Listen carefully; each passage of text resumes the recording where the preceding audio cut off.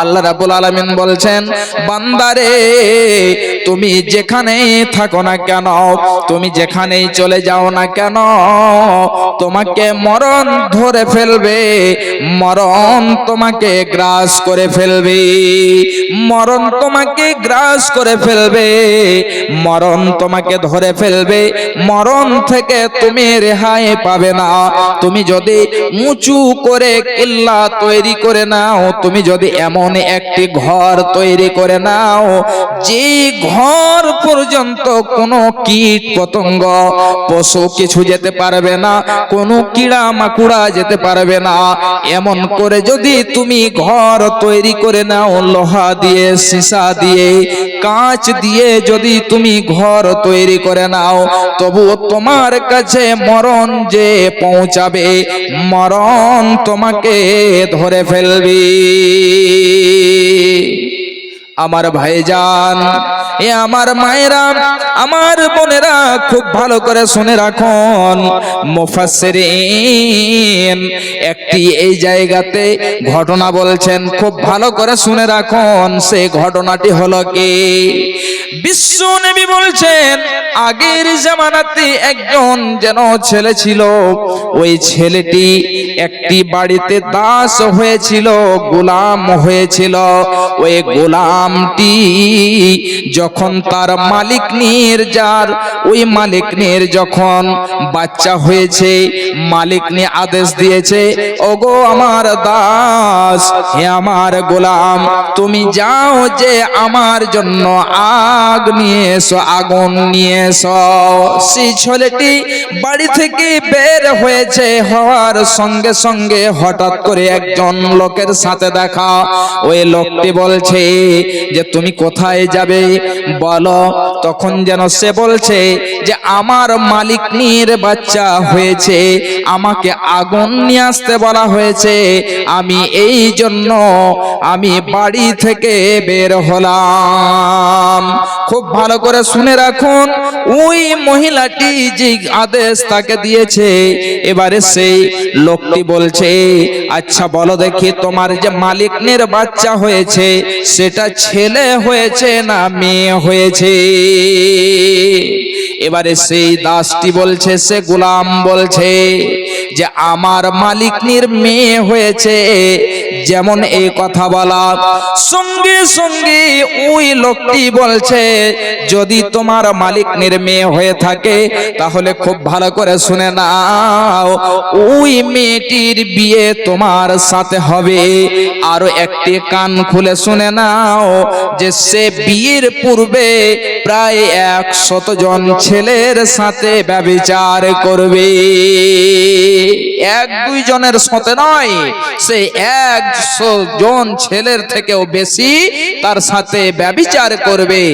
যখন এই কথা বলা, আবার বলছে, তাহলে শুনে নাও, 3 নম্বরে আরো একটি আমি কথা তোমাকে বলে দিচ্ছি, যে ওই মেয়েটির মরণ হবে একটি মাকড়সার দ্বারাতে, একটি মাকড়সা তার মরণের সবাব হবে।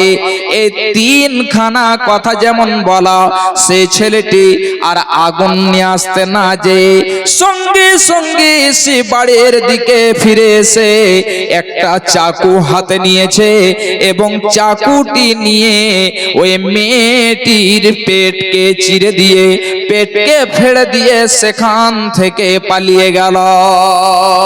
সেই মেয়েটিকে ভাবছে যে মরে গেছে, মৃত্যু মনে করে সেখান থেকে চলে গেল। ভাইজান, বাপজান আমার, এ আমার মায়েরা, আমার বোনেরা, এবারে যেন সেই মহিলাটি যখন এসে দেখছে যে আমার দাস, আমার গোলাম হয়তো আগুন নিয়ে এসেছে, কিন্তু দেখছে আগুন নিয়ে আসেনি, বরং আমার মেয়ের পেটকে চিরে দিয়ে ফেড়ে দিয়ে চলে গিয়েছে। মাসি মেয়েটিকে উঠিয়ে নিয়ে ডাক্তারের কাছে যেয়ে তার চিকিৎসা করালো, তার এলাজ করালো। ওই মেয়েটি আস্তে আস্তে আস্তে আস্তে ভালো হয়ে গেল। আর আমি যে বলছিলাম সে ছেলেটি পালিয়ে গিয়েছে, ওই ছেলেটি বহু দূরে যে আবার যেন সে সেখানে কাজ করে অনেক কিছু টাকা পয়সা সঞ্চয় করে নিয়ে এসে আবার যেন সে দেশে ফিরে আসলো। ফিরে আসার পরে একজন বৃদ্ধা মহিলাকে বলছে, মামার আপনি এই এলাকার মধ্যে যে মেয়েটা হলো সবচেয়ে সুন্দরী, ওই মেয়েটার সাথে আমার বিয়ে দিয়ে দাও। মা তোমার তো জানা রয়েছে, ওই মেয়েটার সাথে আমার বিয়ে করিয়ে দাও। এবারে সে বুড়ি মহিলা বলছে, বেটা শোনো, এই এলাকার মধ্যে সবাই জানে, সবাই চেনে, একটি মেয়ে রয়েছে, যে মেয়েটি হলো সবচেয়ে সুন্দরী, সবচেয়ে সুন্দরী একটি মেয়ে রয়েছে। এবারে তার গার্জেনকে, তার পিতাকে, তার মাতাকে যে জানালো যে তোমার মেয়ের বিয়ে দিবে কিনা, তার মেয়ের বিয়ে দেওয়ার জন্য যেমন প্রস্তাব দিয়েছে, রাজি হয়ে গেল, বিয়ে হয়ে গেল। এবারে চলে আসে, ওই মেয়েটির বিয়ে হয়ে গেল।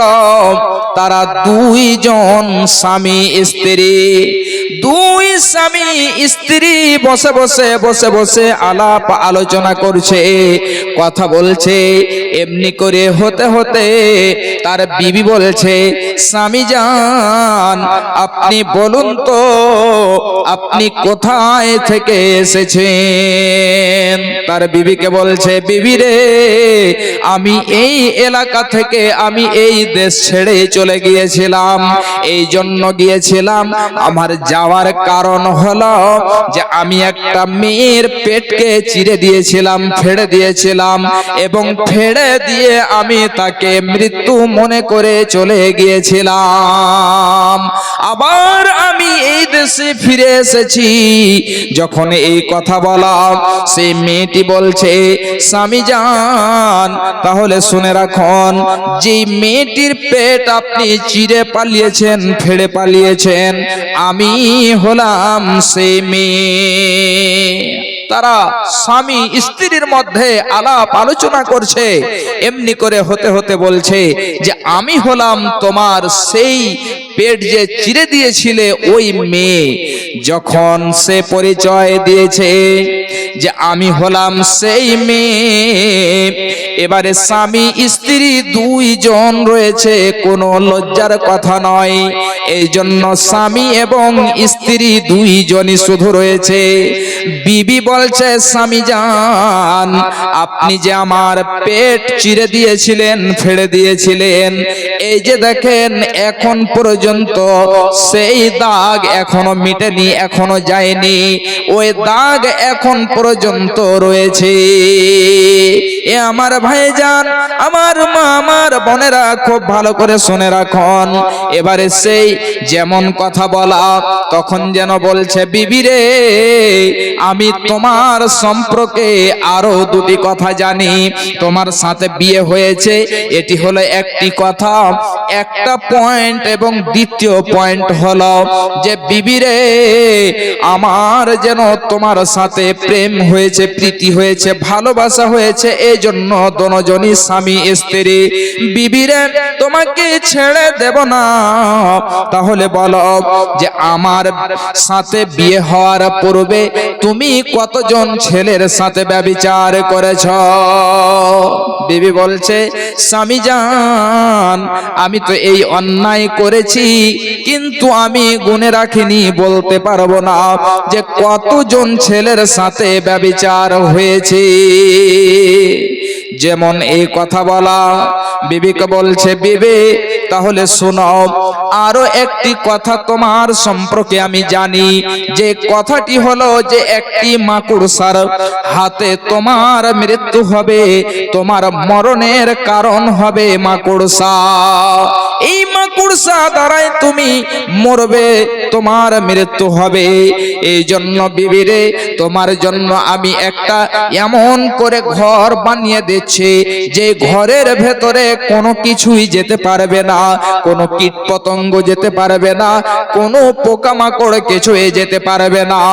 বিবির ভালোবাসার জন্য সে এমন একখানা ঘর তৈরি করে ফেললো। ঘর তৈরি হয়ে গেল, দুই স্বামী স্ত্রী ঘরের ভেতরে বসে রয়েছে। এমন সময়তে হঠাৎ করে দেখতে পাচ্ছে ঘরের ছাদের একদিকে একটি মাকড়সা বসে রয়েছে। তার বিবি জানে যে আমার মৃত্যু হবে এই মাকড়সার দ্বারাতে। ভাইজান, এই জন্য সে রাগে রাগান্বিত হয়ে তার দাসদেরকে বলছে, হে আমার দাসেরা শুনো, হে আমার গোলামেরা শুনো, তোমরা ওই মাকড়সাটিকে জীবিত ধরে নিয়ে এসো। আমি নিজ হাতে ওই মাকড়সাটিকে মারব। এই জন্য ওই মাকড়সাটিকে ধরে নিয়ে আসা হলো। ধরে নিয়ে আসার পরে তার বিবি যেন তার নিজ পায়ের যে আঙ্গুল রয়েছে ওই আঙ্গুল দিয়ে সেই মাকড়সাটিকে চিপে মেরে দিল। যেমন মেরে দেওয়া, ওই মাকড়সাতে যে এক কাতরা যে রক্ত রয়েছে, পিপ রয়েছে, পুজ রয়েছে, ওই রক্ত তার পায়ে লেগে গেল এবং লেগে যাওয়ার সঙ্গে সঙ্গে তার পা যেন কালো হয়ে গেল, তার শরীর যেন থরথর করতে লেগেছে, তার চেহারা কালো হয়ে গেল। ওই মেয়েটি আর যেন দাঁড় হয়ে থাকতে পারে না, তার সারা শরীর কালো হয়ে গেল, হাত পা আর যেন কাজ করে না, তার যেন হাত পা সব থেমে গিয়েছে। হঠাৎ করে ওই অবস্থাতেই তার মৃত্যু হয়ে গেল। তাহলে ভাইজান বাপজান আমার, বলুন তো আল্লাহ রাব্বুল আলামিন বলছেন, আইনামা তাকুনু ইউদরিকুমুল মাউত ওয়ালাউ কুনতুম ফি বুরুজিম মুসাইয়াদা।